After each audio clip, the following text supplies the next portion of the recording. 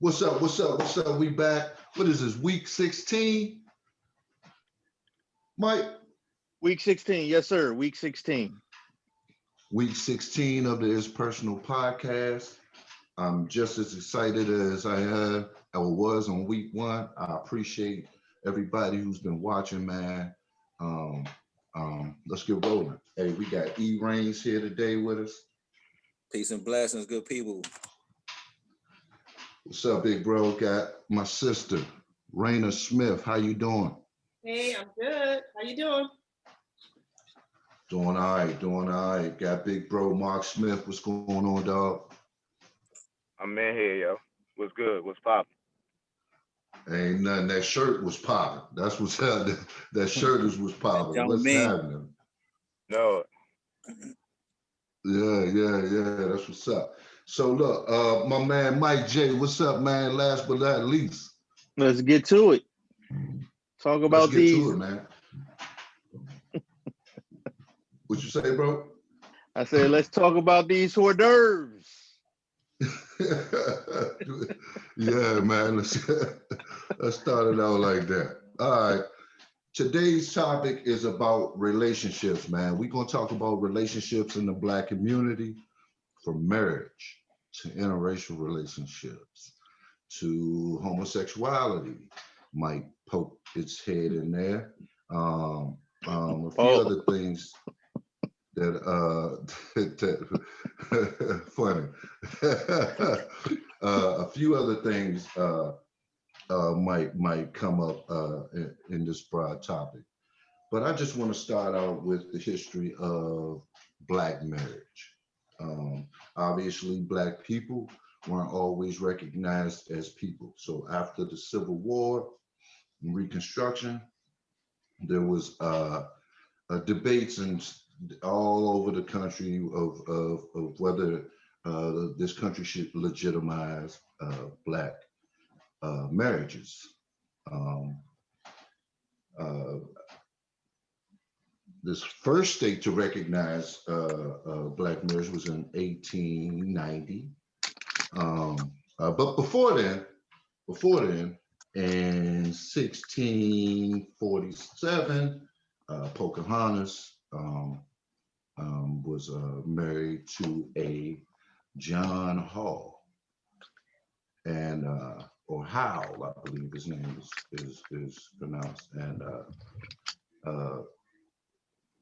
the debate in that is whether or not she willingly married him or not. But it is said that her dad gave her away,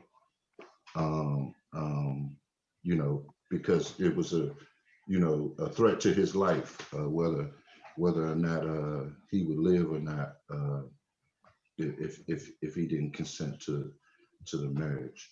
But let's fast forward, man. Let's fast forward and go up way up to World War II. And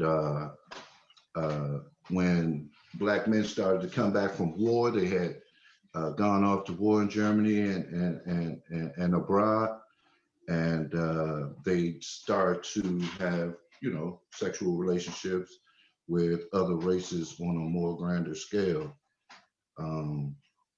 And it is statistically recognized that when they came back, Black men were a little bolder in that regard, as far as stepping outside of their race. So then that led me to want to do some statistics on marriage and women, Black women being married, and statistics on in that regard. There's always been a disparity between white women and Black women as far as marriage goes. I think in 1980 there was a 17% difference. Obviously, Black women on the negative end of that number, as far as Black women being married versus white women being married, and Black family structure and white family structure. Obviously, we do know that Black men were being incarcerated at a very high rate, and that played a part in Black women not being married at the same or a high percentage as white women. I believe I read a statistic that 1996, 54% of women were single mothers. Black women were single mothers. That is a alarming number, in my opinion. And again, in my opinion, and in a lot of others' opinion, it has a lot to do with the incarceration rate, how Black men were being incarcerated at record alarming numbers. Also, you have homosexuality. I think homosexuality, the numbers show similar characteristics in all cultures from what I was reading in the 80s and 90s, where, the homosexual community, the gay community, they were bolder, for lack of a better term, coming into the 80s and going into the 90s. So a lot of people assume that, that has a lot to do with the, statistics as to why Black women aren't married at the high percentage that white women are married. So I don't know if everybody knows, I am in an interracial relationship. My wife is a white woman, and I love her dearly, more than anything in the world. I came up in a very diverse area. All my everybody on the panel here came up in the same area. They can attest to how diverse of an area we came up in. And I can sincerely say that, my parents never made my decision in women awkward. I brought white girls to my house at a young age. My dad, coming from a deep South, never made me feel like, that was weird or anything like that. So, I was naive in a lot of things that I encountered when I got older, and I was in interracial relationships, because no one made it weird when I was coming up or whatever happened. So my wife and I had been together 5 years before we got married. We're coming up on 2 years of marriage now, and I still encounter people who give me a side eye. I remember going into a bar with her. I live in Minnesota. As most of you know, I remember going into a bar with her one time, and I just didn't feel comfortable. I just felt like everybody was kind of staring at me and her, and the fact that we were together. But again, that was just how I felt, or what I thought I felt. You know what I'm saying? So there are times I feel like people still have a hard time with interracial relationships. I personally just feel like you love who you love. I understand the history of relationships, marriage, the history of the Black and white race, obviously. And, I just, for me, just felt like, I would be limiting myself by, concerning my choices for someone to love with, what race they are. But I definitely want to hear from the panel. And Mike J, we know that you are a byproduct of interracial love. So I want to start with you. What's your thoughts on Black relationships and marriage and love, and what's going on with our community in that realm, man? Well, first and foremost, I don't know if it was a byproduct of love, my grandfather, he was rebellious and he wasn't taking no for an answer. So he was out there doing them white women dirty. And just so happened, you know what I'm saying? That's how he wanted to live his life. So I don't know if it was about love or not. He just liked to do them white women dirty. But as far as black love, I mean, to each his own, man. I mean, I I tell people love who you gonna love. I don't think marriage is for everyone. So I'm not gonna tell everybody to run out here and find their soulmate and go live happily ever after. I'm gonna say they take a lot of work, um, lot of therapy, a lot of counseling, because it's a lot of people that got unresolved issues and you don't even realize it until you get into a relationship with them and you was like, oh, they was this, that, look good, and then you lay down with them and find out that, oh man, they like to eat bat piss for breakfast in the morning, man. Oh, they crazy, they bonkers, they beyond gone. So you know to each his own. You got to do your research out here, but I mean, you can come back to me because I might want to follow up with somebody else that believe this love thing is the real thing. Yeah, man. I think I will come back to you. We'll leave it at cat piss. No, but what I'm trying to talk about here is, all right. Let's talk about marriage structure first. All right. So where does the man, the husband and wife, and the whole home and one wife, and where's that structure come from? Let's start with my brother Mark. You and I talked about that structure, the European structure of marriage and that lifestyle. Studies show that statistically speaking, that's an unsuccessful way of married life. I mean, in all cultures.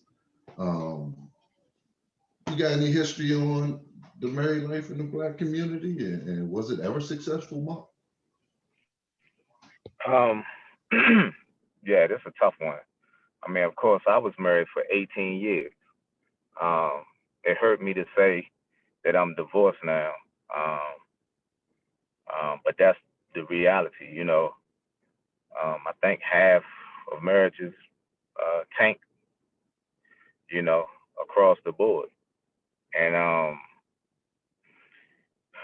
it's so many reasons in my mind why a lot of marriages don't make it. For me, I like to right now. I'm just focused on the Black community, though. To be honest with you, because that's just what's important to me right now because of the situation that we're in as a people.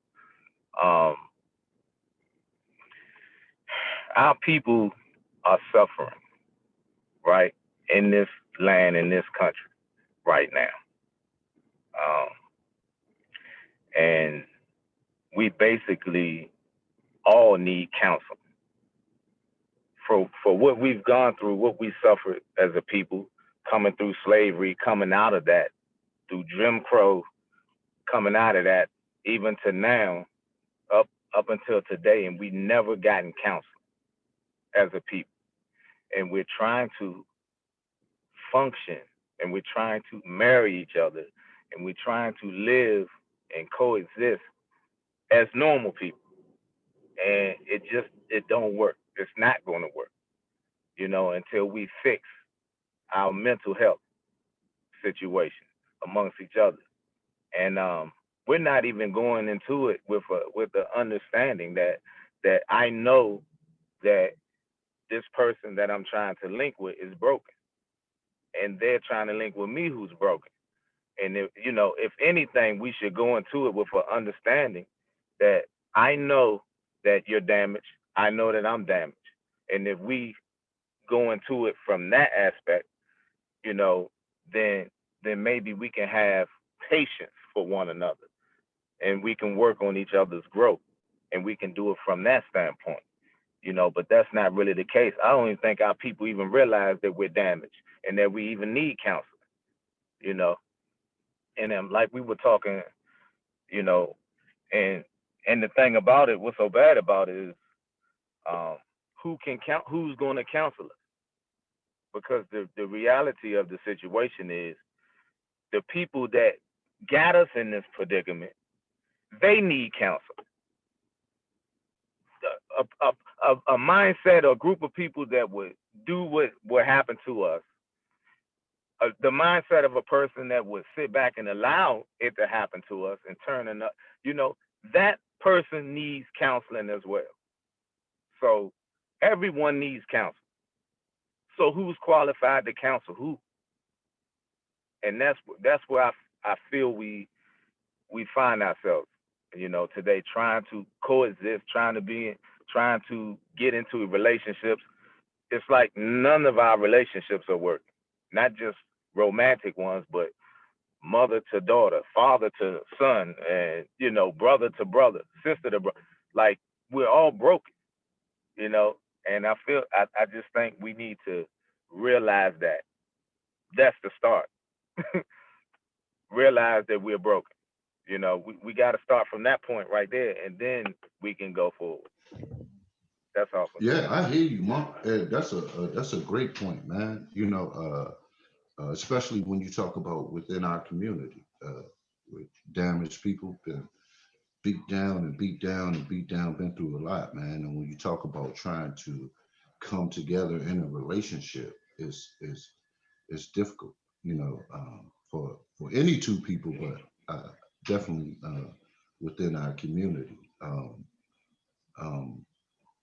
Raina, you ready to chime in yet? I know you got some good points to make to this relationship topic.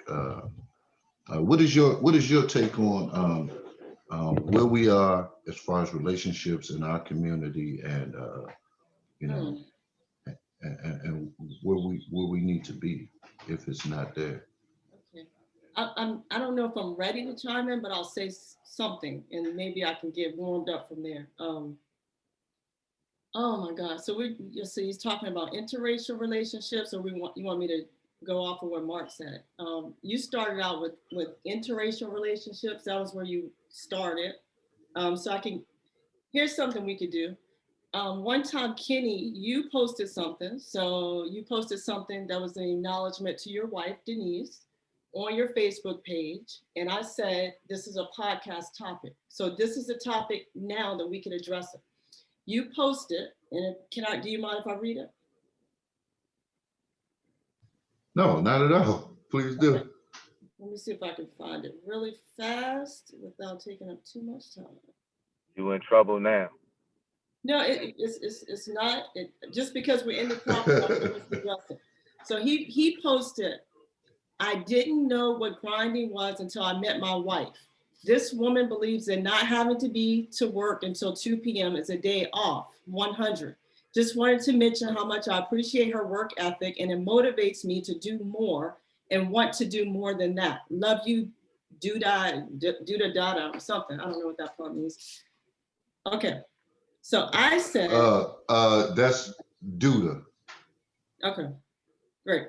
So my response, I was going to say, oh, that's great, that's sweet. I'm aware that you're in an interracial relationship. I met your wife, and I was going to say, oh, that's sweet. But then when I read it again, and I said, you weren't aware of what grinding was until you met her, I was like, wait a minute.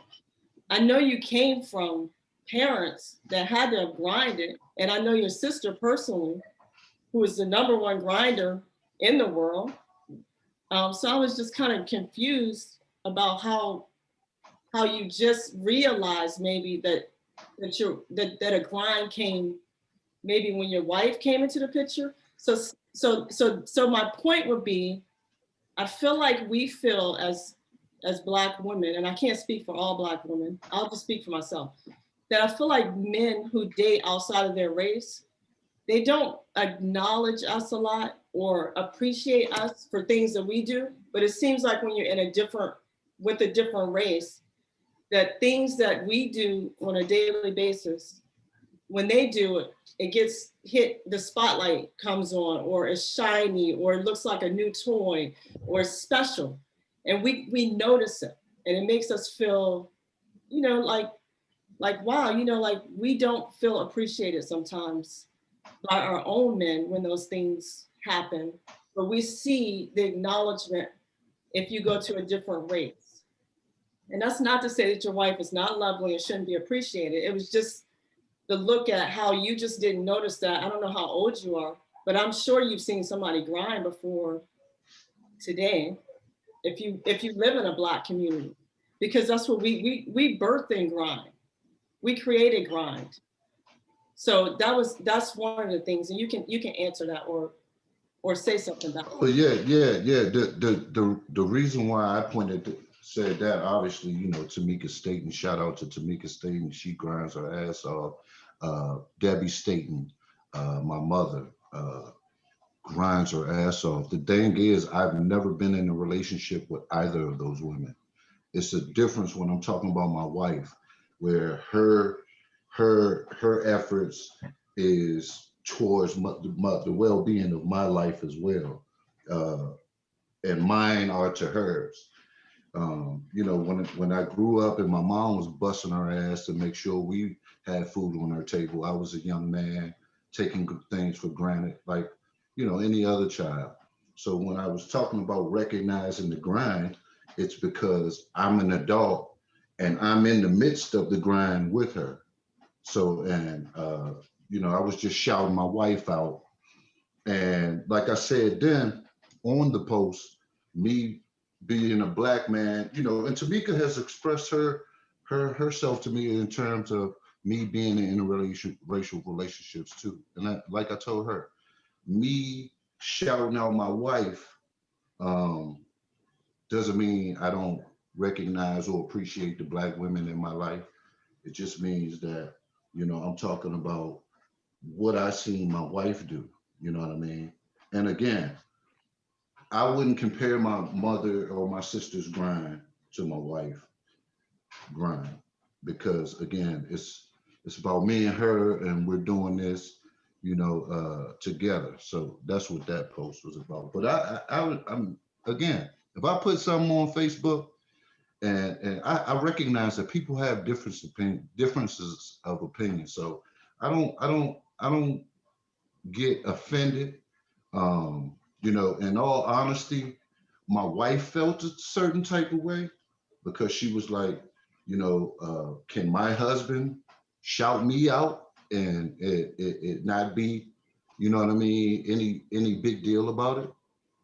But like I explained to her, you know, that's the nature of the beast on Facebook, and you know, we take it as it comes. But yeah, I appreciate the women in my life, the Black women in my life. Again, you know, I'm a Black man. My sisters are Black. My mother is Black, but my wife is white. So, you know, me making that comment, I didn't in no means want to take a shot at, um, you know, my mom and the women that contribute to raising me. It was more to uplift my wife. So as you can see that post, so this is just a look at what interracial relationships look like. If you saw the responses, this is what Black women feel when we see these posts. I think we feel some kind of way. And so that is what it looks like in America for us when we go like to high school and you know, like you're trying to build your self-esteem, but you know, somebody else is picked over top of you, or you're not dating at all because interracial dating is in play, or and a man would rather have certain races. And I go, and other things play into why they want to date. It's not always a race thing. It could be the resources that another person has that will make a person want to go somewhere else. It could be, you know, it could be sexual. Like, you know, I could say that African American women, the way we were raised sexually, I think is a little bit different than other races. And I think men would, you know, if you're trying to do something with someone at a young age, you might pick a different race for that. It could be different reasons. So we don't see those reasons often. As a child, you just grow. Okay, I see every man in here is like shaking their head or falling over, shaking. So we might not understand that growing up. So we just see our men picking some other woman, and it's a sting to our self-esteem. We're just like, Dad, what did we do wrong, or what's wrong with us? Because we're trying to build it.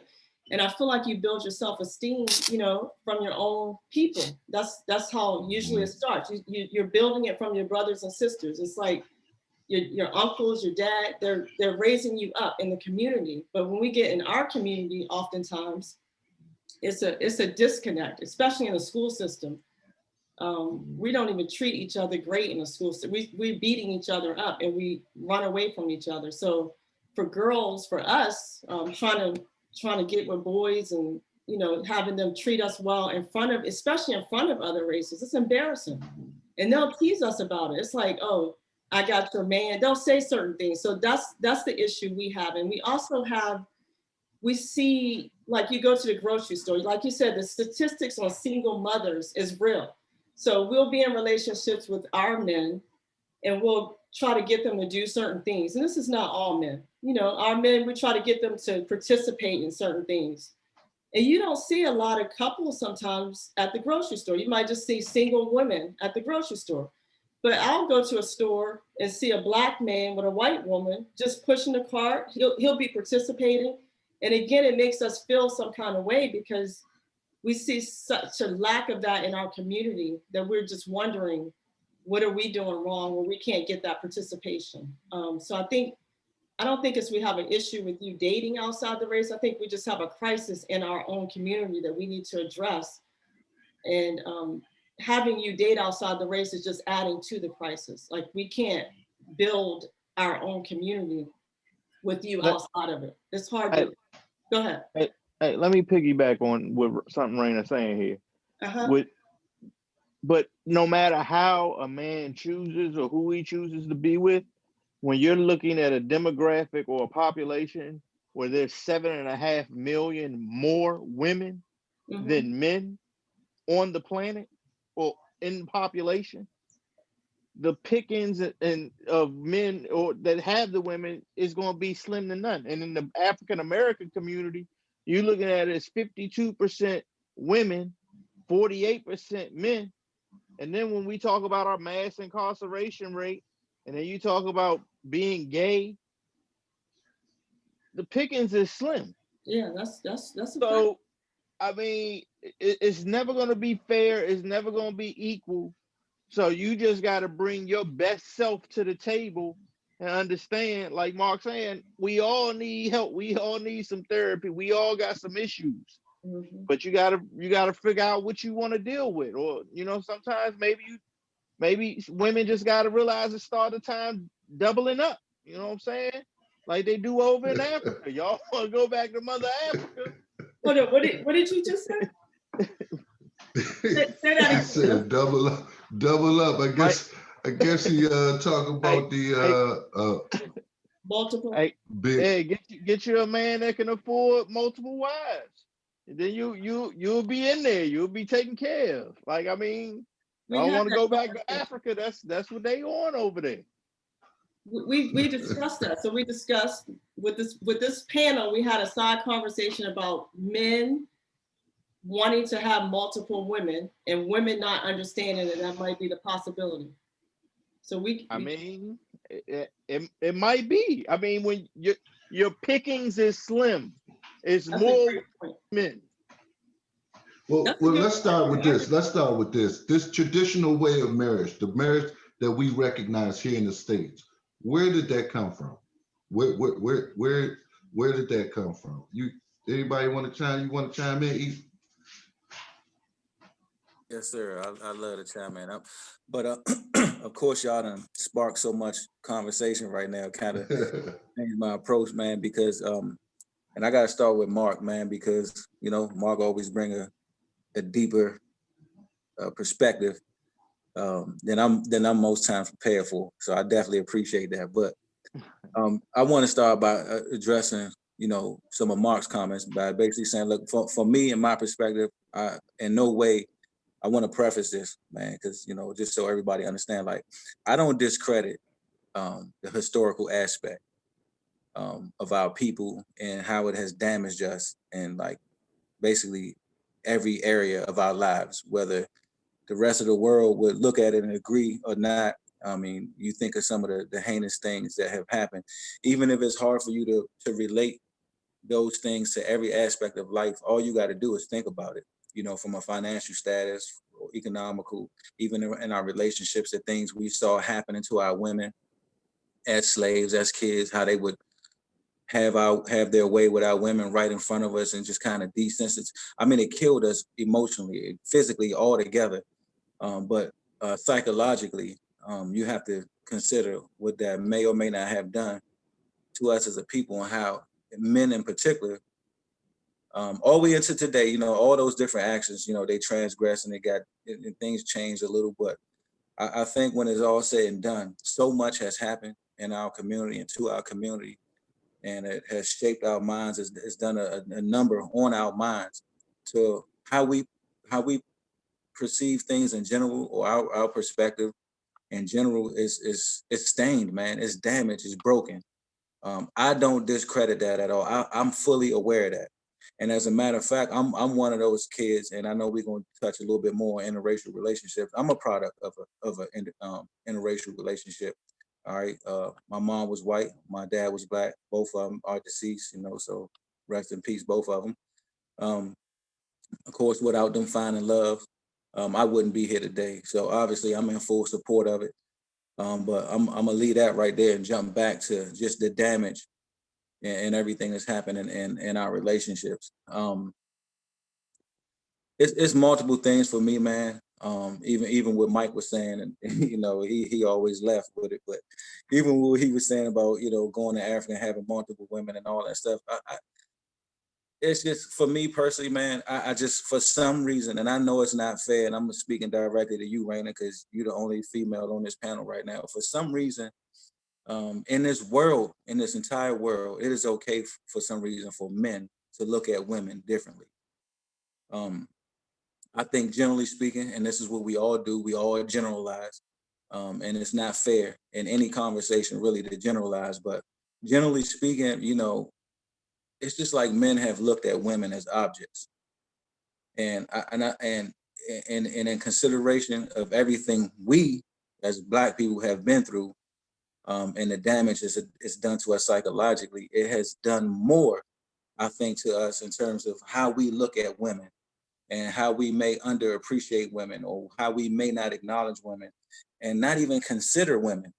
All right, not even consider them from an emotional standpoint, and what they need from men, or what they crave from men to sustain in a relationship, and you know, and what men should be given in a relationship. You know, I've been married for 18 years now, man, and you know, I feel like, you know, my wife was the best thing that ever happened to me personally. Now that don't mean I'm perfect. That don't mean she perfect. We all fall short by by anyone's standards. So you know, at the end of the day, you got to keep things in perspective. But I think it comes down to a certain level of selfishness, man. I think no matter what you've been through in life, man, as human beings, and the reason I say this, because I know what I've been through. I know what I saw in my household coming up. You know, my father was a pimp, real live. You know, I grew up seeing multiple women in my bedroom, being told that they were my godmothers, and or this your auntie so and so. You know, obviously later on in life, I was like, hold up, man. You know, I put two and two together. I realized what was going on, which is the reason why I primarily lived with my grandmother growing up, because what was going on, you know, under my mother and father's roof. But um, it comes down to like I said, no matter what you've been through in life, man, right is right and wrong is wrong. And I know there'll be debate on who says this is right. I personally believe a monogamous relationship is what's right.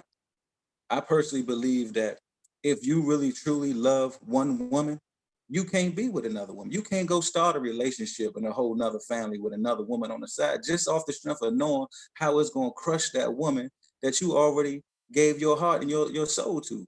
So how can you love this woman and then go do the exact same thing with another woman, crush that family, crush that woman, be away from that family, be away from that woman, and go do it with a whole nother woman and come back like, oh man, that wasn't nothing.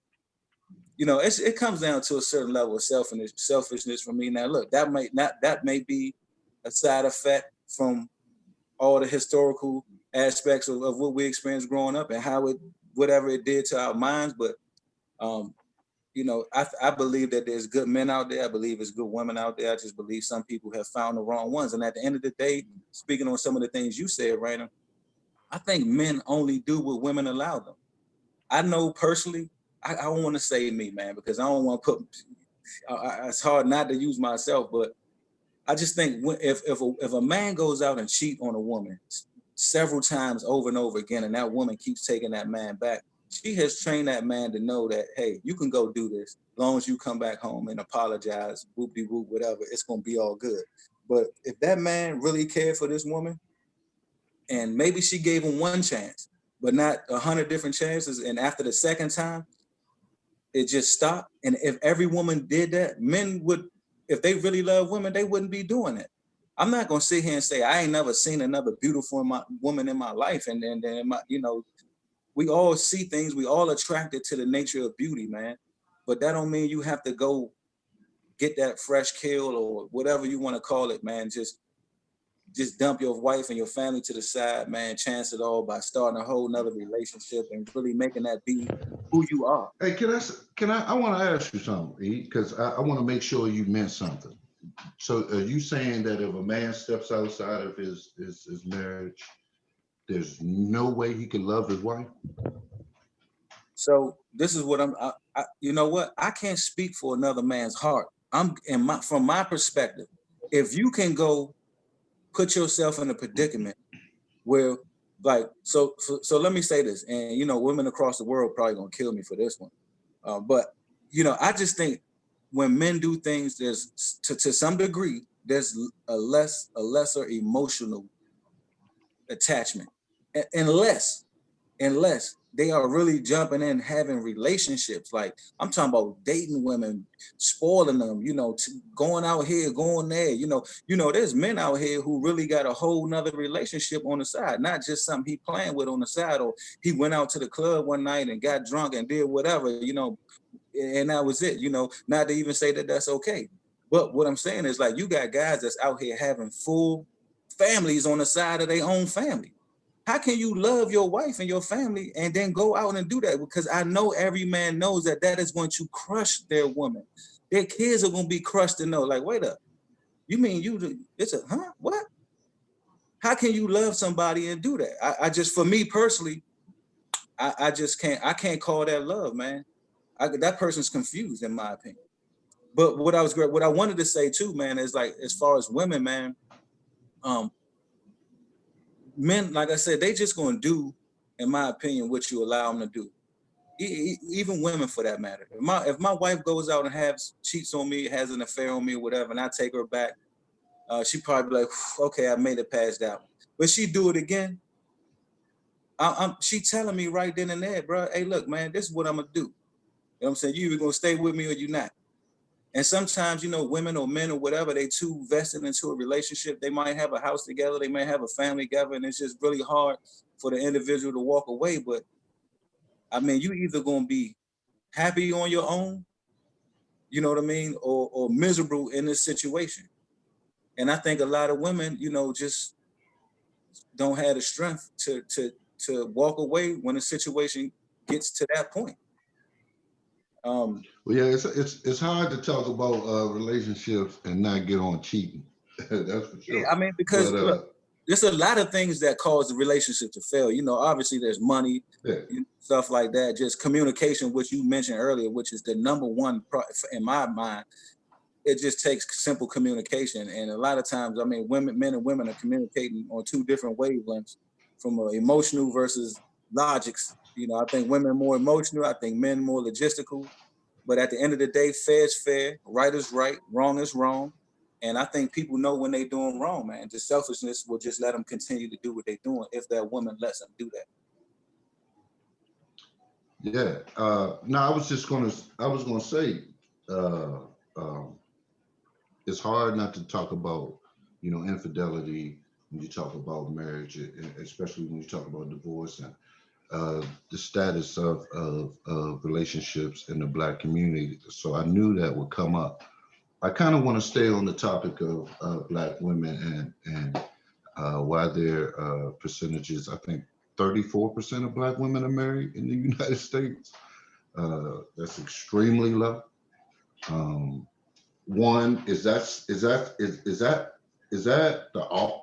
the ultimate goal in our community? Do Black women want to get married? Um, can you answer that, Raina?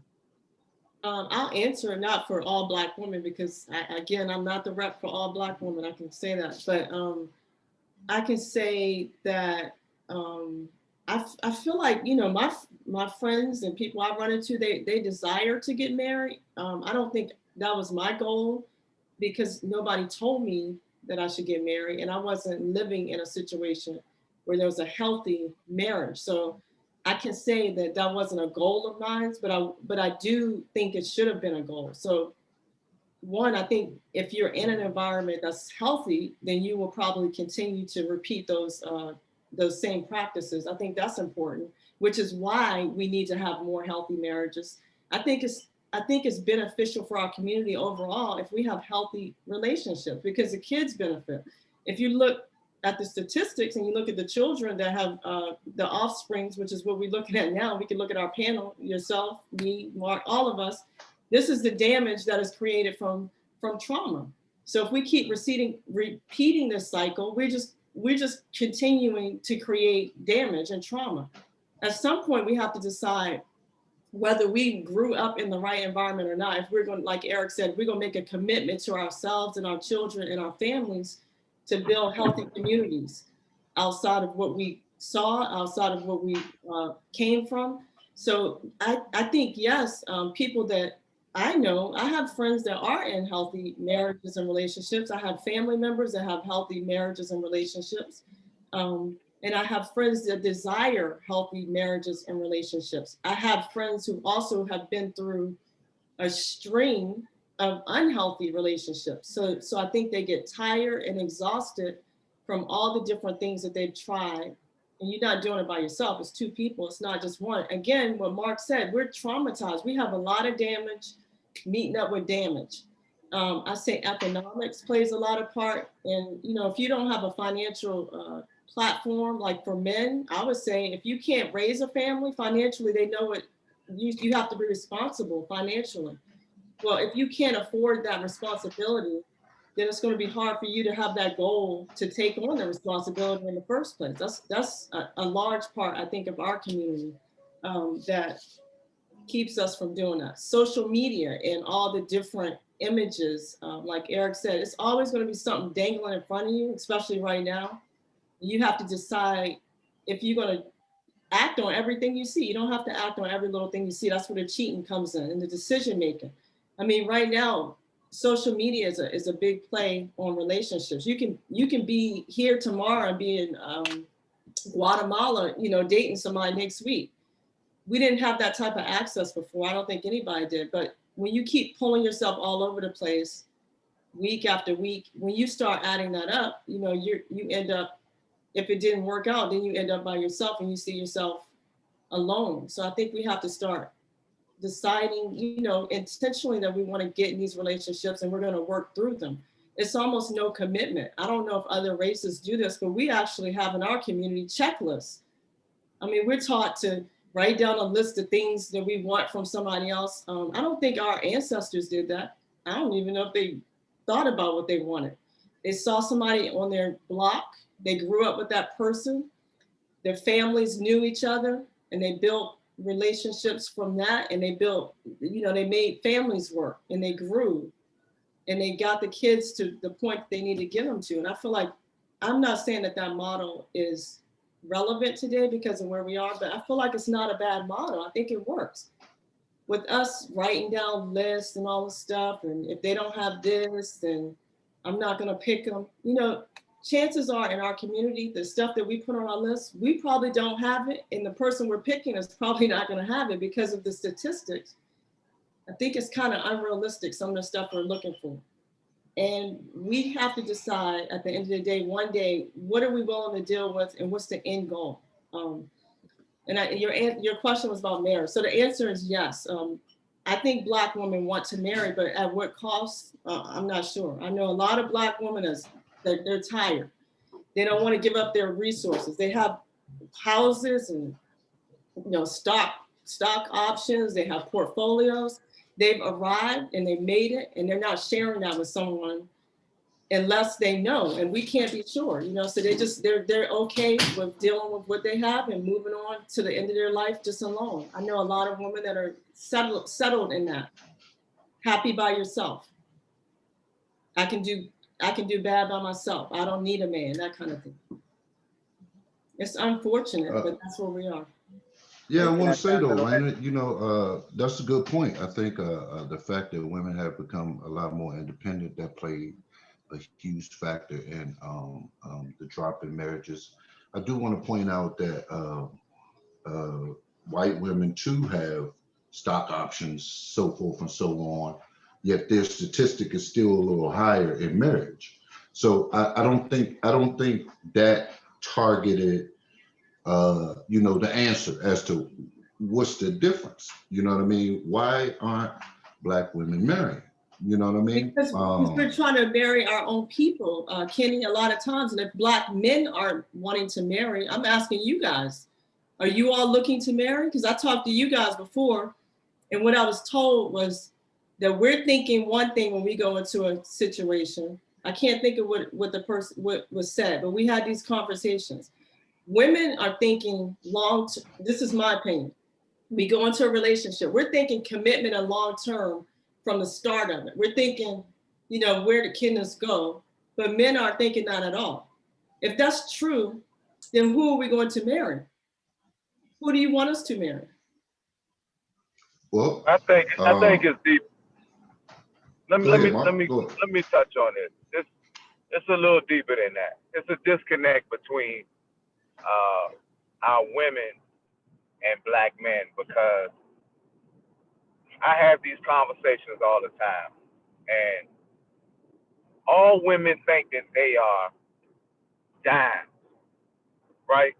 All women think that what they have to offer, they think that those things matter to us, and I don't feel like women take the time to find out what we want.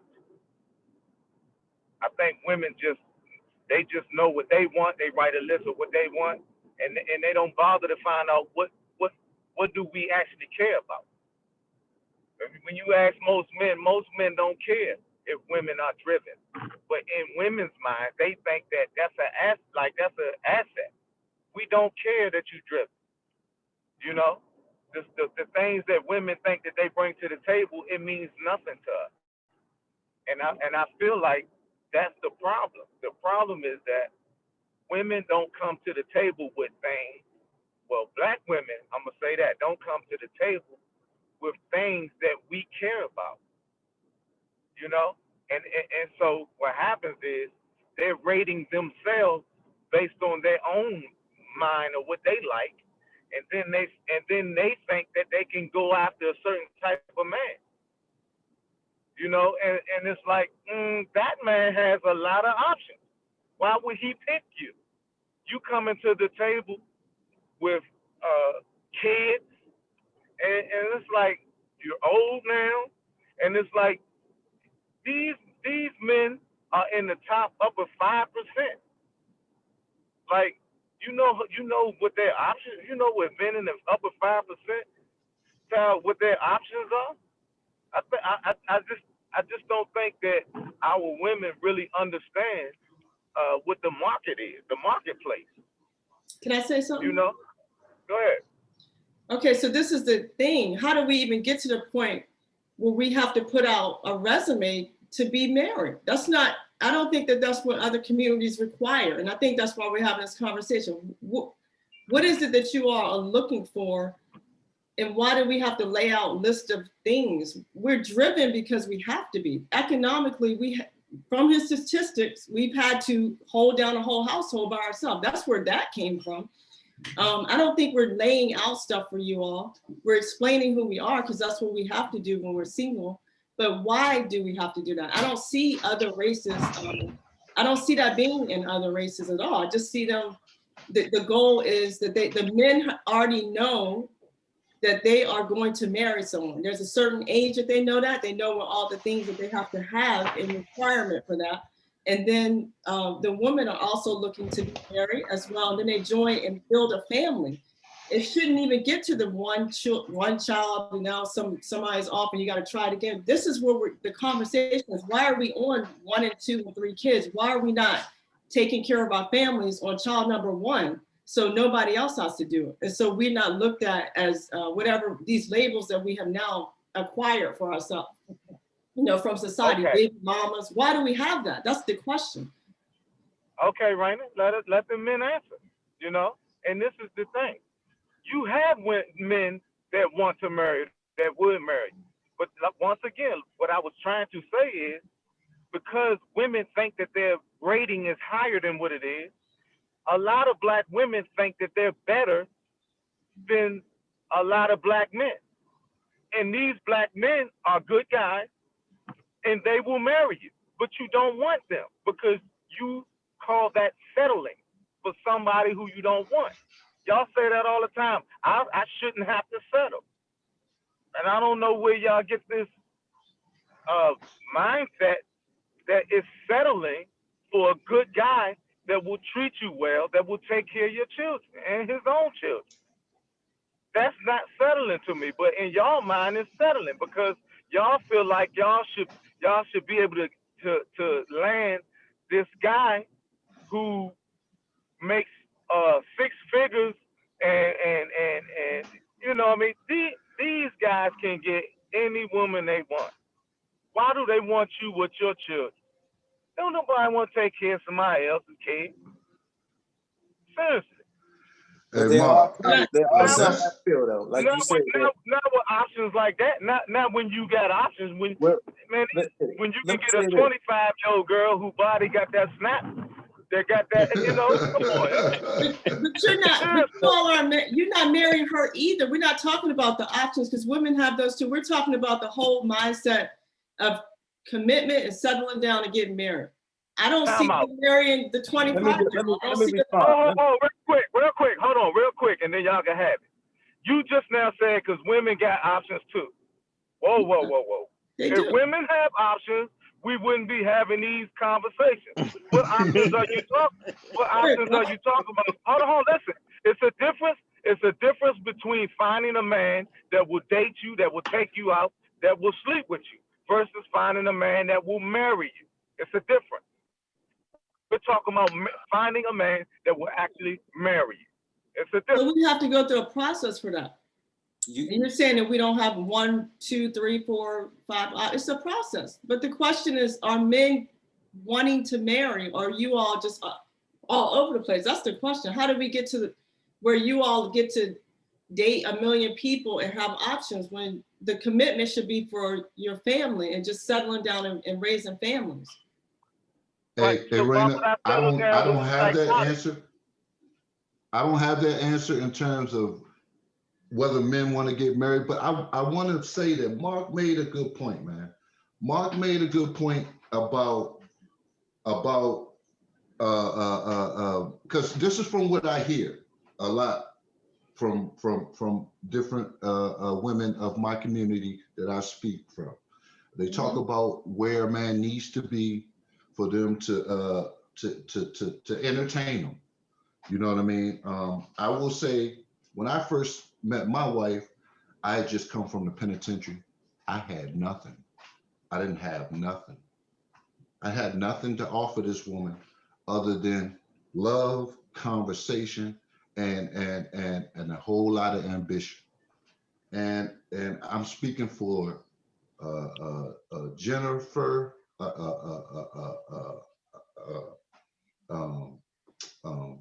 from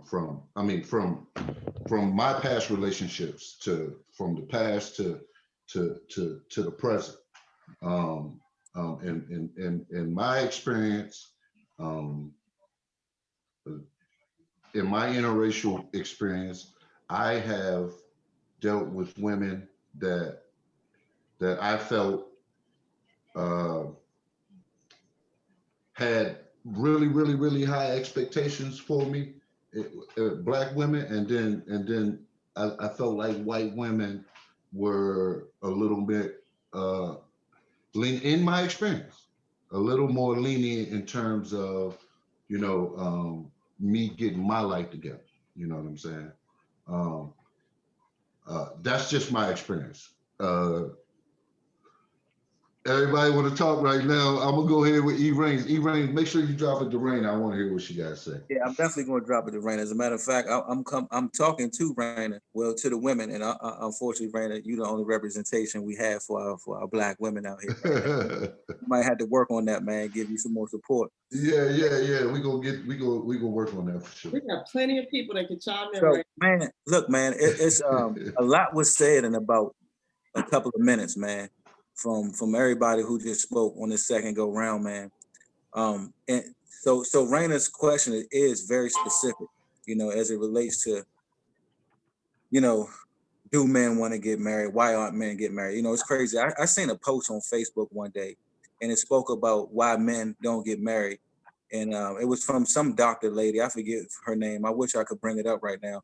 And she was like, at the end of the day, this was her perspective now.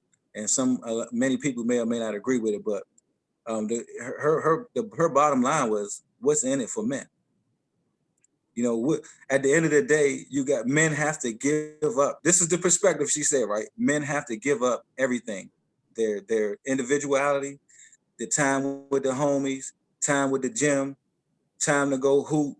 If the thing don't, you the bottom man on the totem pole in the house, you can provide everything, but your opinion is basically out the window when it comes to what the house look like, what house we buy, what furniture we buy. Ooh, say that for the people in the back.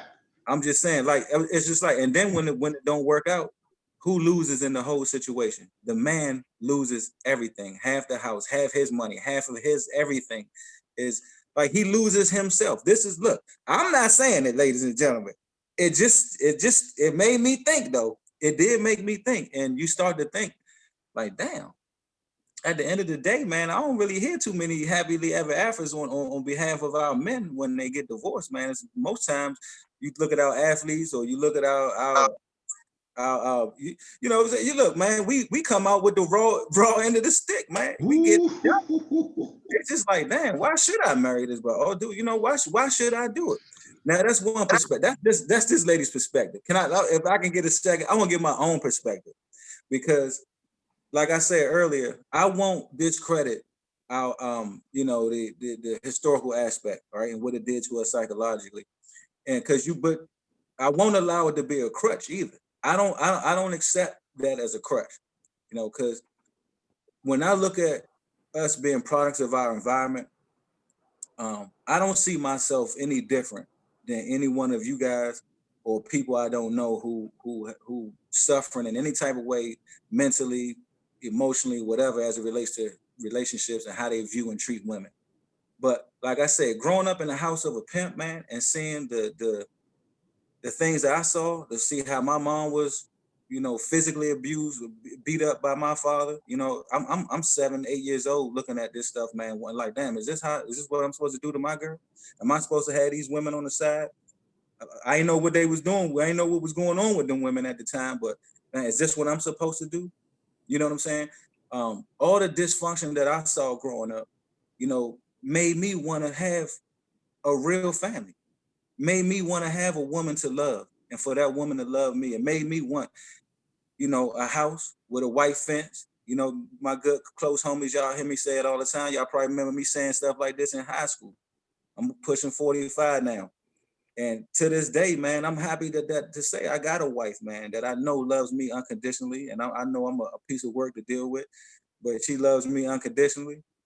I love her the same. We got 2 beautiful kids. I got this house that, a couple of them, but I got the house I want with the white fence, a big yard, and my dog.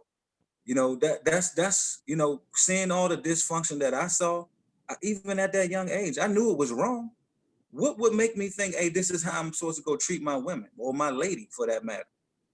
You know, I'm not going to allow, for me personally, that to be a crutch, you know, to why men don't marry, from that particular perspective.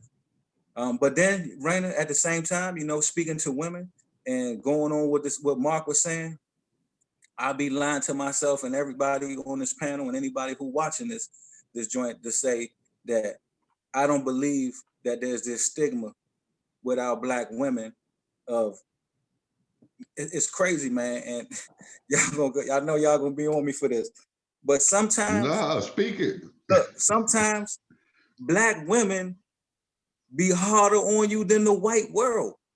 Like, you know how we gotta go hard in white America to get a job or to not be perceived as this monster or this, like, you be in a job, man, you can't just do regular.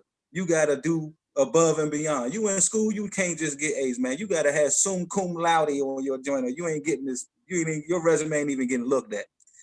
But then you come home, or I ain't even gonna say come home because that's gonna insinuate something else, but then you come in our communities and have to deal with our women, and it's a particular attitude, man.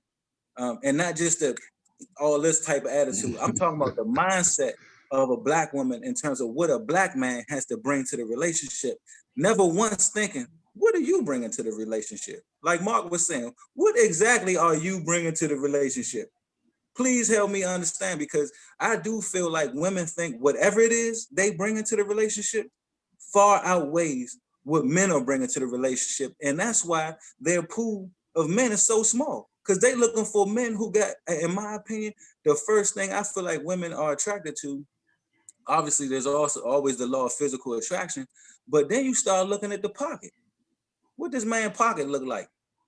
You know what I'm saying? What can he do for me? What type of come up can I get out of this situation? I believe in a lot of cases, that's what the women's mindset is like. What can this man do for me? How can this man make me happy? You know, women look for men to make them happy, and can't nobody make you happy. A lot of women scorned and torn and damaged from relationships or whatever the case may be, and that's that baggage Mark was talking about, man. Women bring so much baggage to the table, and they hold the next man accountable for the last man's mistakes. You know, I'm gonna use myself on this example, man. And what Mark was saying about the nice guy, I'm the nice guy, all right? And y'all might not believe this right now, but in high school, when it came to, you know, girls and stuff like that, I was the nice guy.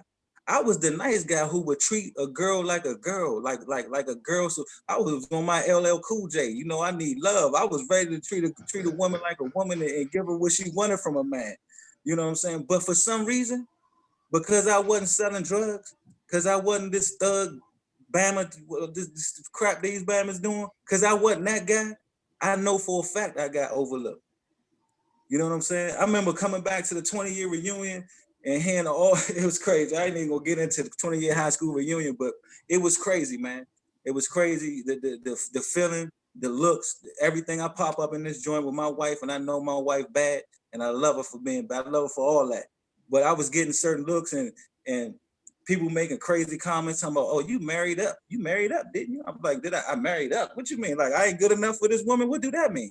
You know, it's crazy, man. And for me, Slim, I'm that guy. If you ask me, you know, she married up. If you ask me, that's what I'm thinking. But at the same time, without being too long-winded, man, I think if you really dive into it, Raina, or if most women took the time and did any type of survey a group of men, I don't care how many men, I think you'll find the stuff that Mark said in a nutshell is probably a universal perspective from most Black men. It's like I don't know who I gotta be for some of these, the baddest women out here, right?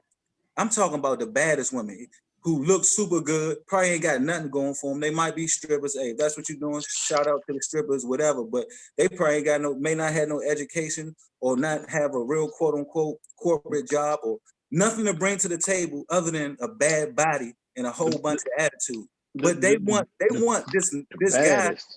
Yeah, but then they want this superhuman guy that don't, in most cases, don't even really exist. And what are you doing to deserve that guy? Why I gotta break everything about me to be about you or be accepted by you? And that's the truth, man. I think you say when black men date outside their race and date black women, this is a long going stigma, man, where it was thought to believe that, man, we ain't trying to deal with all that attitude, man. Versus the white women who will come along, be submissive. The white woman will come along, be submissive, play her quote unquote role in a relationship, take care of this, take care of that, and ain't a whole bunch of fight back to go with it. I mean, I want to say this, E. Hold on. Let me say this. I say it's a stigma. It's definitely a stigma where Hey, I want to say something. Black men go outside their race looking for a more submissive woman. I spoke to Mark about my history and relationship the other day. We were just talking about when I came home from the penitentiary and how I met my wife, and I was just basically telling him that when I was incarcerated, you know what I mean, I consciously told myself that now I'm just gonna open my eyes and open my heart to all different kinds of women. You know what I mean? I'm not gonna you know what I'm saying, look for a woman, the one that I think I'm supposed to be with, or what she's supposed to look like, or anything. I'm just gonna be totally open. And another thing I wanted to touch on, you used the word crutch, not wanting to use things as a crutch. I want to say this about Black women too. Black women come from we come from a rough history in this country. So we got that comes into play in almost every topic that we talk about, the damage that we come from. So that's basically like saying, E, I'm gonna come beat your leg with a bat until it's broken. Tell you to go outside and play kickball and don't make no excuses. It's not fair. You know what I'm saying? Our community has been battered. They've organized a mass a plan to rip the Black man away from the families, and to say that didn't take a major part in the destruction of Black relationships and so forth and so on, it just wouldn't be fair. You know what I'm saying? Look, So keep in mind, I yeah, didn't say we are functioning with a crutch. That's my whole point.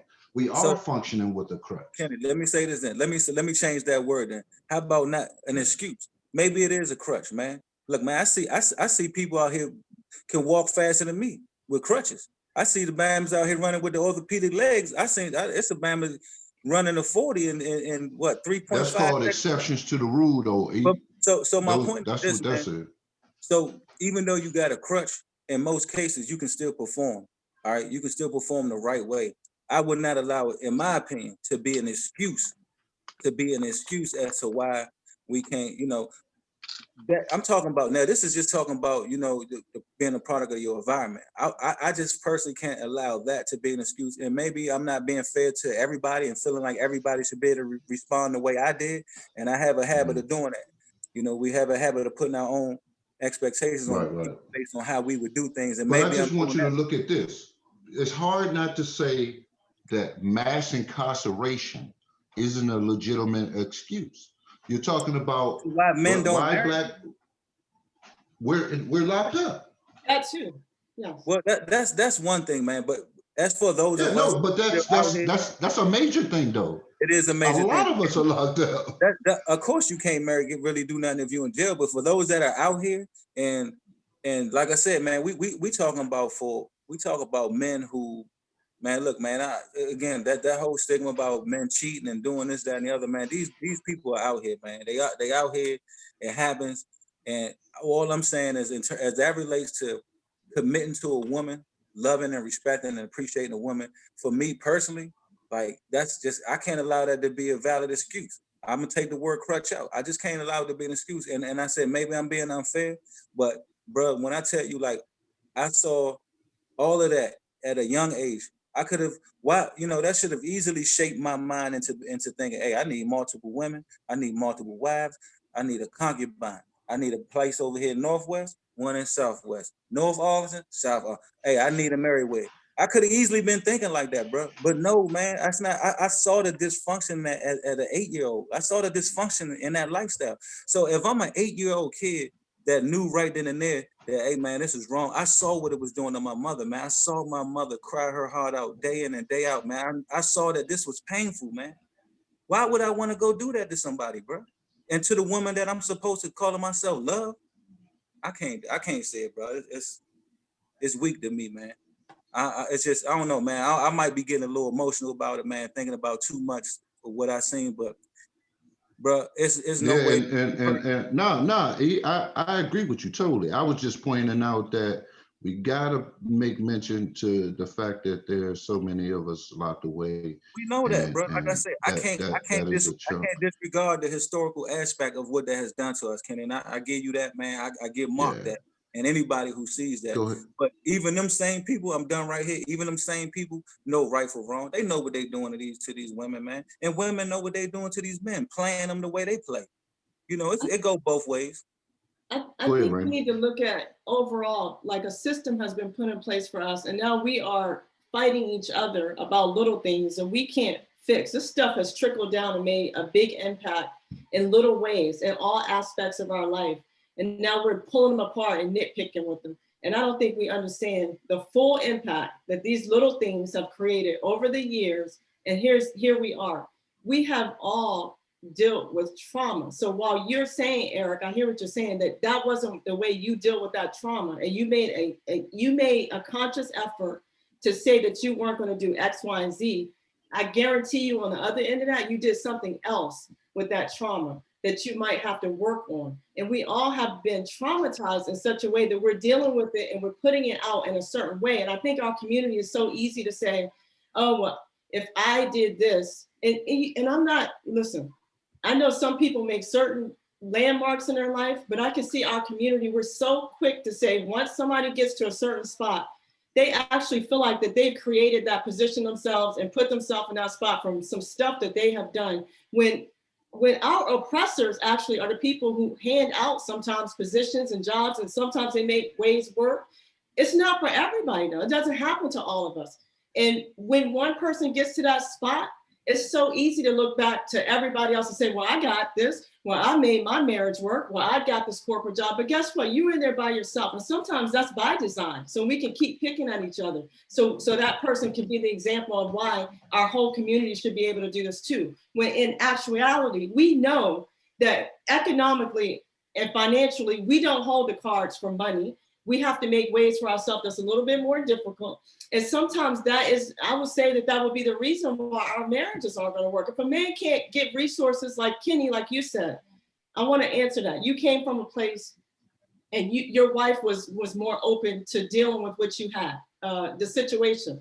Well, we've been dealing with hardships all of our life, Black women. So us wanting to take on another one, it's probably not something that we want to do or we can afford to do, number one. And listen. So her taking you on was probably not even a hardship for her. It's like an empathy thing that she can probably afford to do. She can probably afford it emotionally. She can afford it financially, maybe. Other races hold the cards sometimes and they have generational wealth behind them where we don't. So if they can take you on, first they oppress you, and I'm not saying your wife specifically, I'm saying the race. So first they oppress you, and then they can come back and rescue you. And that's what kind of bothers me. It's like, you don't see that? Of course they can rescue you. They've oppressed you and they've rescued you. And now they look like the heroes. I can't rescue you, Kenny, because I'm being oppressed. And we can't rescue each other because we're in trauma from oppressors. How are we going to talk to each other about rescue when we all waiting for them to give us a handout? And our parents are waiting for handouts. And we taking care of our parents who've been oppressed, and on and on and on. So that's what I'm saying to you, Kenny, for that situation. They have lighter and easier lives sometimes than we do. So if we come in the room angry, we might be a little angry. We might be a little tired. we might be a little sad because we come sometimes from places where that's what our lives look like. We're not smiling and we're not going on a boat this weekend and we're not going to a vacation home every year and we're not going to the Swiss Alps and we're not visiting grandpa in the mountains or the beach home. That's not our reality. That's not where we came from. I'm not saying everybody, but I'm just saying systemically, we come from harder places. So, you know, our demeanor reflects that sometimes. It's a grind. Question for you, Raina. Yep.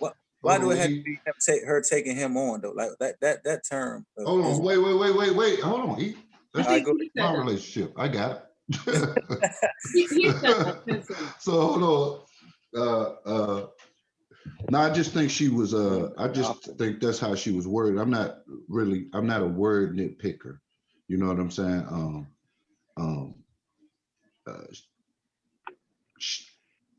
I don't want to confuse Kenny, it like, Kenny, words are important.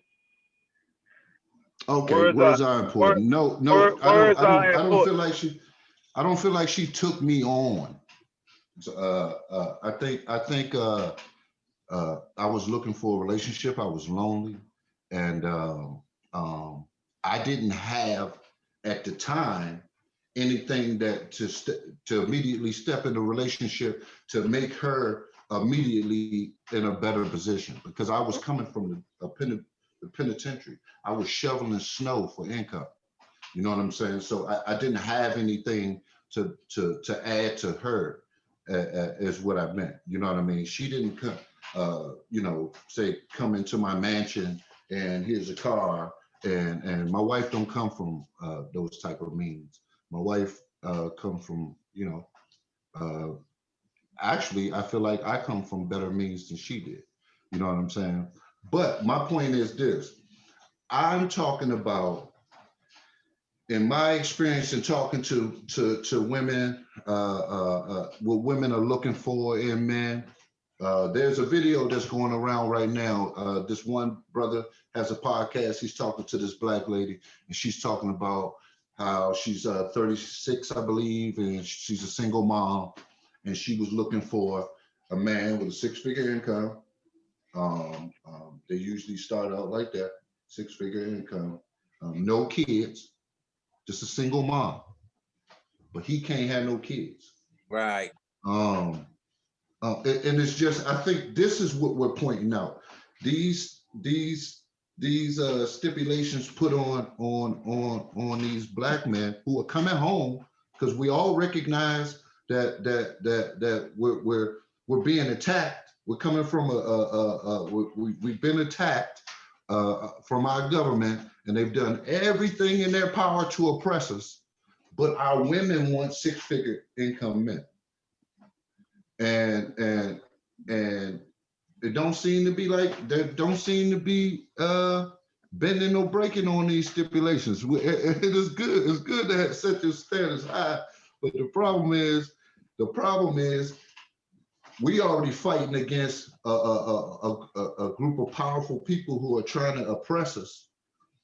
And so we're having a hard time being those people that I guess our women are most attracted to. You know what I'm saying? And, I hear your point, Kenny, but I can't be the example, because my examples in life were that I have worked with men that I understood that our men came from systematic oppression. I actually understand that. So I can't be the example here for what you're saying at all, because I know that the odds of that are not in our favor, although there are men that, that have it going on. I've worked with men that you're saying come from these places, and they, like Eric said, that you feel like you're getting beat up at 2 times. We just beat each other up too. So you get beat up 1 time with the world, and then you get beat up the 2nd time with the person you're trying to work with. That's on both sides.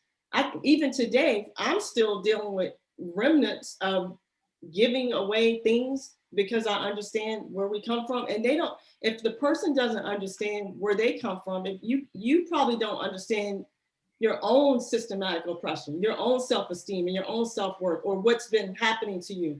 If we all don't understand this, then me giving away stuff to you and trying to help us build it is not going to help either, because I'm losing in the end. I've lost. So it goes both ways. It's not just one-sided. I just feel like our community, we need to have a conversation about the system and work together and not start beating each other up about these things that are a cause of the system. What you're talking about is a result of what happened because of the system. Now women are looking for this. I'm talking about, let's go back. That's true though, ain't it?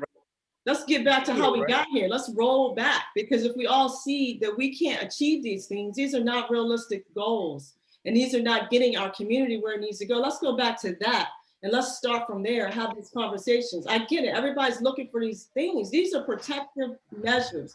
Women are sick of being hurt. Men probably don't want to commit because of they've been hurt.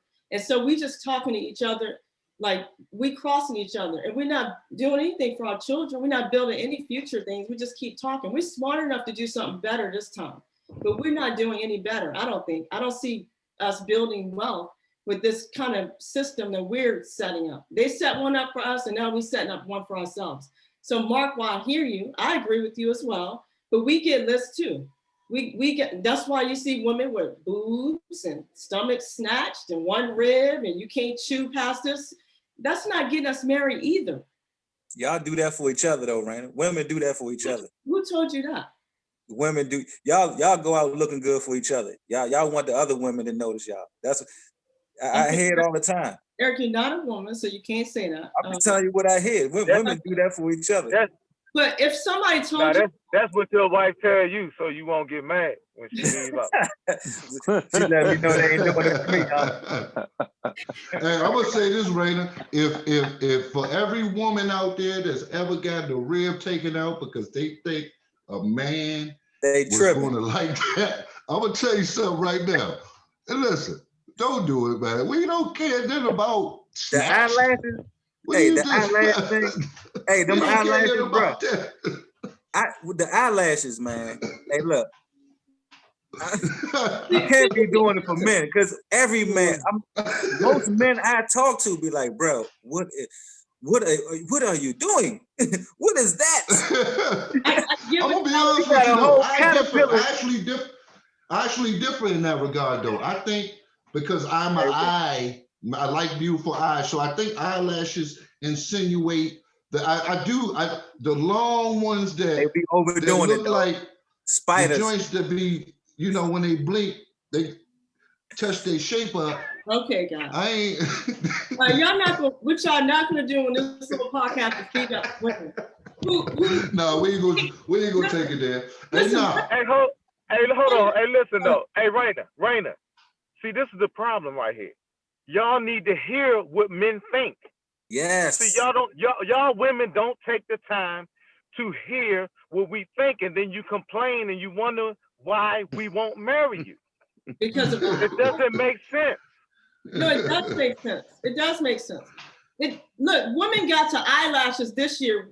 Our marriage rate is low. I'm pretty sure men are not marrying us because of eyelashes. We have a problem that's bigger than what you're saying. You're talking about physical things, and that's not why our community is not marrying each other. Let's talk about why we really aren't marrying each other. Not because our hair is blue. I feel like that's just a cause and effect. Because of something, this is where we are. And we go ahead. So Raina, so what you're saying is you still refuse to listen to hear what we think and what we want. No, I'm not saying that. What I'm saying to you is that women do listen, number one. Women listen to men all the time. Women don't have a clue. They don't have a clue what we like and what we want. I can tell when I look at them. We're talking about caterpillars on their eyes right now. We talking about weaves. We talking about weaves going down their back. We talking about fake everything. But first of all, every woman doesn't represent a person for you. You're not the only person who can tell what men want. I talk to men too. And they tell me that some guys like this, some guys like that. And these aren't men for me. These are men, not just men that want to talk to me. I have guys that are not just men for talking to me. You're not the only person who represent like what men like. I've asked that question, do men like eyelash? Some guys say yes, some guys say no. I like it's different caliber of men too. You got to realize. See, your brother has been getting girls coming and falling at his feet since he was in kindergarten. So his caliber is going to be different than a dude that you might have worked with in real estate that, you know what I'm saying, just started getting girls at 33 years of age when he started selling out.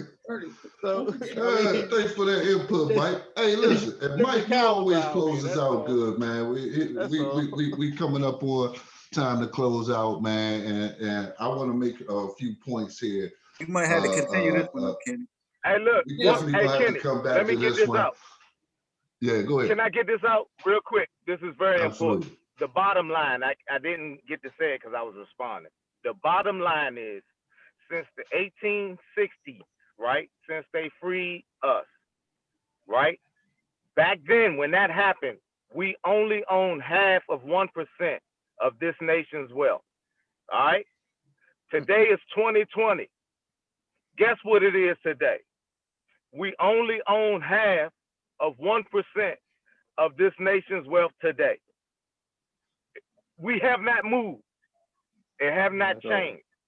So when we talking about why won't men marry you, the bottom line is the average woman wants to get married to a man.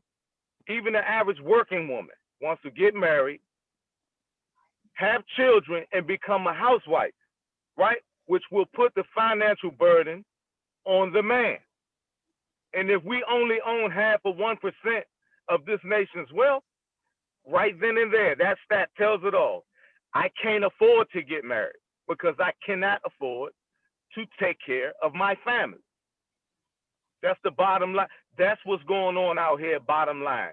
The other stuff we're talking about, yes, that's true as well. But the bottom line is, if we could afford to get married, we would. I would. I saw about 10 women today at the mall that I would marry until you met them and knew what they was like. Without even knowing their name. And soon as you found out their name, you'd be like, nah, I'm good, bro. I'm good on that. I'm good on that. It depends on how long my money is. At the end of the day, it depends on how long my money is. But that's all I wanted to say about that. And you know, hey, Mark, you know, I'm always one to believe that the numbers tell the story, man. The history, if you look at the history and you look at the numbers, it all comes and tells the story. So I agree there, and that was a real insightful too. Go ahead, E. Yeah. Before you close us out, Kenny, I want to get a bottom line in here, and damn, Mark, you beat me to the punch every time tonight, man. And I done heard you say it every time, but good. Hey, that's good stuff, man. And I think the most impactful thing, honestly, just keeping it about love and relationship, right? I think the most impactful thing that I heard, which I resonate with what Mark said, was like women really not listening to men to understand what we want, what's going to make us feel happy, right? Love us the way we want to be loved, see us the way we want to be seen. And I think a lot of times women, and I said it earlier, come into the relationship one-sided, man, just looking, you know, they already got the list written out of, he ain't got this. If he ain't got 9 out of 10 of these things, I'm moving to the next. You know, and at the end of the day, man, I don't care if you don't have the money, man. I know people who living in the dumps and they can't have much or nothing, but they got each other and they love each other. And that's enough. It shouldn't be about coming to the table with a list on either side. Man, love is love. And you will find out where your love is when a person don't have nothing to physically or tangibly give you, you know, material things. You'll find out what the real love is all about. I'll leave y'all with that, man. Yeah, E, man, appreciate that piece too, man. And before we close out, I want to say, man, as far as Kenny Staten goes, I am madly in love with my wife. I love my wife. I love everything about my wife. I have zero regrets on marrying my wife. My wife definitely made me a better man, and I will continue to do everything in my power to be a part of strengthening our community as a Black man, strengthening the Black community as a black man married to a white woman. So I just wanted to throw that at the end of this. Hey, nah, but y'all know we got the raffles coming up. We got the Invictus his and her watches. We got the Ballaholic sweatsuit. Hey, shout out to Ty Harris and the Ballaholic University group. And be on the lookout for the 55-inch flat screen TV. We also gonna be raffling out too. I ain't got the brand on that yet, so you got to stay tuned. But I appreciate y'all again this week. Hey, see y'all next week, man. Thanks again. Peace. Salute. Peace. Bye. Peace.